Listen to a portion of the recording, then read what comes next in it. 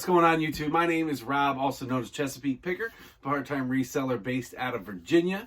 Just flew back in today from Tampa Bay. I went down there and stayed with family for a couple days with the wife and the kids.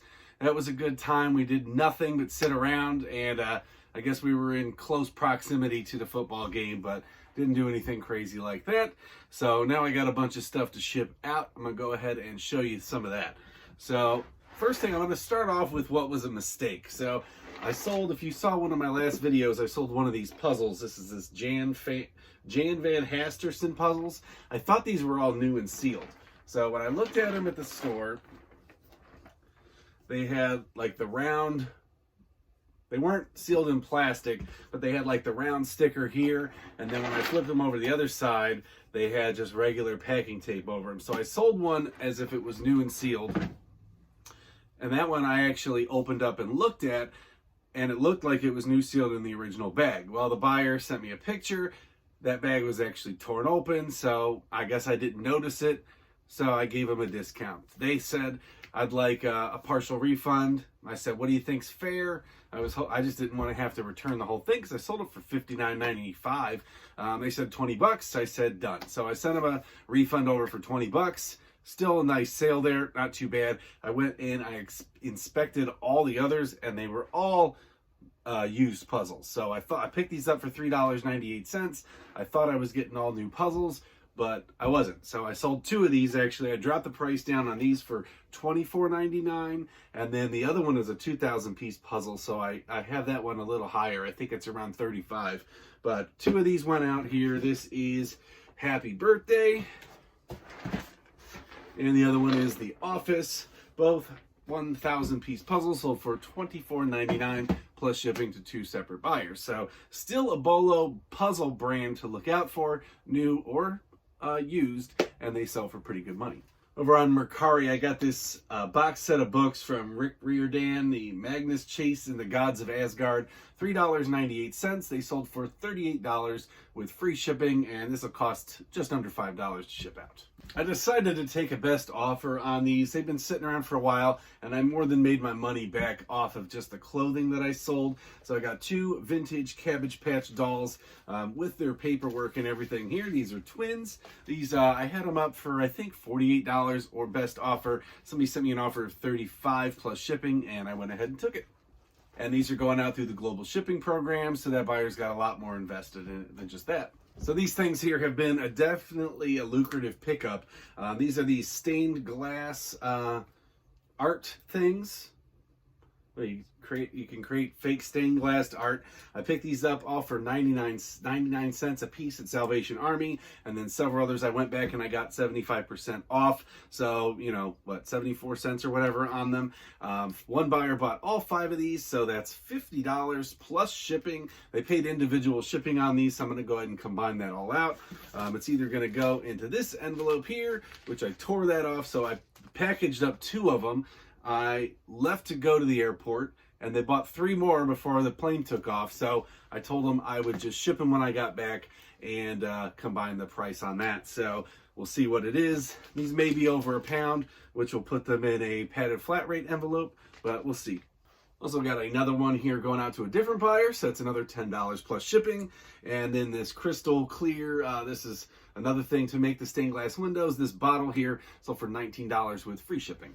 I picked up 8 of these guys. This is the second one to sell. First one I sold on an offer. I'm probably not going to bother with that again and just let them ride. Christmas style at Colonial Williamsburg.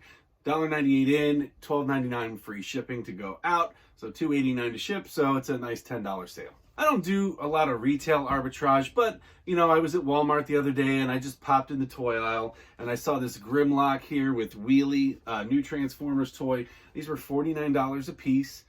Sold comps on them, though, pretty good. There's not a ton of them out there. I sold one for $68.99 plus shipping. So, you know, I didn't even double my money or anything, but it was a nice quick flip.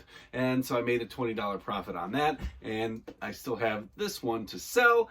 If I don't sell it and it sits around, I'll give it to my son. I'll put it on the shelf. It'll sell eventually. You know, Transformer stuff stays hot, so what won't sell today will sell down the road once they stop selling them in stores. We'll see. If anything, the price is more than likely just to go up on these. Certain ones, like certain collectible ones. I mean, Grimlock, you know, transforms into a T-Rex and stuff. If you didn't grow up with Transformers, which I did, I think everybody did if you're around the age of 40 or below, but in some form or another. So this will sell. I'm not worried about it. I have two of these identical, this Enzo Ferrari Hot Wheels from 2002. I put it up as a multi-quantity listing, which I wouldn't normally do for a loose Hot Wheel, but they were absolutely identical. There was nothing different about them. No extra scratches, no whatever. Not super valuable. This came in the big lot of this came in the big lot of NASCAR stuff that I bought, so it was just kind of loose and sitting. It was up here on my death pile for a while. Put it up for $5 plus shipping, and it sold. Sold this copy of Resident Evil 4 for the Nintendo GameCube. I picked this up with a bunch of games a few weeks ago, so I have $2.98, $3.98 into it. It sold for $19.99 plus shipping. All right, it is now Wednesday evening. I'm going to go through my last round of stuff that I have shipping out, and then I'm going to go ahead and answer a couple viewer questions that came in. This is the last of these Jan Van Hasterson puzzles. This is not a new, this is a used puzzle, sold for $32.99 plus shipping. I have $3.98 into it. If you guys saw a video a while back, I did a thrift store haul. I picked up this BMW Z3 vintage puzzle. It is new open box. This was $10.25, so I said I spent up on it, but it did sell for $40 plus shipping. So after all fees are said and done, I make $25 in profits. So sometimes auctions work, sometimes they don't. This is the bulk of the WWE Jax wrestler lot that I had left. I have, let's see. I got 7 more of those figures left. I had, I don't know, probably close to 100 when I first started this. I put these all up in a lot together, put them on auction. They sold for $11 plus shipping. Nothing too fantastic. This was probably $100 on its own, but you know, they hadn't moved in going on 9 months, so I just went ahead and sold them off. All right, so I got 2 questions here from Try Different expletive. I'll throw it on the screen. I'm not going to say it. He wanted to know about how I figure out shipping. He saw in a video where I, was showing you guys when I was doing a shipping video how I weighed it to see how I came out. So I, when I'm not sure of an item, I'll throw it into a box that I think it's going to go into and then just kind of estimate. But sometimes you got to pack it up a little bit more carefully. So, I'll add 1 pound or I'll add 2 pounds depending on what it is. If it's like glassware or something like that and it's a lot of glassware, I might add up to 3 pounds.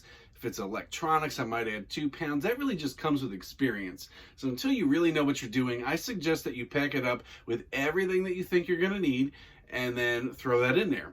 And if you're unsure, throw an extra pound in. You can always refund back somebody some money or whatnot if you have to, versus make that up, because you can't ask them for more money. That's just not right. Unless something is glitchy with eBay. If you screw up and you say it's 4 pounds and when you weigh it, it's 6 pounds, I personally feel it's unprofessional to go to the buyer and say, hey, I need an extra $6 so I can ship this out to you. That's your fault. You got to eat that mistake. So just make sure that you're diligent before. So what I always try to do is, if it's a long item, this item here is a prime example. So this puzzle here, about 15, 16 inches. I believe that it's 16 inches when I packed up the others. But if I go up to 18 inches, I'm going to add a lot of weight. If I go up to 18 inches, I'm going to add a lot of pricing. And if it goes to 24 and beyond, even more so. So make sure that you know what box you're putting it in. Something like this model here is not going to make a bit of difference because the box is all going to be about the same. Any box around 15 inches or smaller, it's all the same price, so that makes no difference. But I do pre-weigh all of my big stuff like that unless I'm 99% sure. But until you're 100% sure really on what it's going to be, weigh it out first. You're still going to make some errors here and there. You were going to think it could have fit in an 18-inch box, but you didn't have one, so you had to go to a 20-inch box. It just depends on what you're shipping. If I'm selling a lot of books or whatever, I'll throw all the books on the scale. If it comes down to like 4 pounds, 13 ounces, I'll just make that 5 pounds and then add an extra pound for the box. And then he also asked me about poly bags, where I get those. So I use 3 different types of poly bags. This one here is a 12 by 9. This will fit almost all of your clothing. I picked up another one that is, I believe it's 19 by 18, and then I have a 24 by 19. Those are the only three I use. You can get them in all different sizes. I just buy them all on eBay. You can buy them on eBay, you can buy them on Amazon. When I'm looking for shipping products, I typically look for who's got the best deal. You know, if you're something you're not really sure about, you know, maybe just get a few, but I'll tend to try to buy the most I can for the best money. So sometimes that equals out to be like 100. I didn't need 100 or 200 24 by 19 poly bags, but when I figured out the price on this one versus that one and comparing them out, I found what the best deal was. So if I get them for around 20 cents a piece, so it just takes a little bit of time and research, but there's literally hundreds of different products you can get, but I try to maximize it. So I got a big stack of them, and it's very unlikely I will need replacements for a good couple years, but I still got the best deal. I bought these 12 by 9 poly bags. Oh gosh, it's been, what, 2000,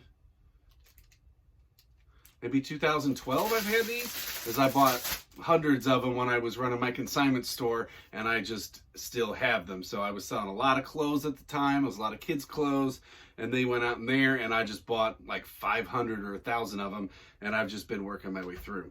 And then he also asked about what pirate ship was. I've made a couple videos about pirate ship, so if you haven't, go ahead, check through there. You'll find some. Anytime I talk about shipping and stuff like that and saving money, usually pirate ship comes up.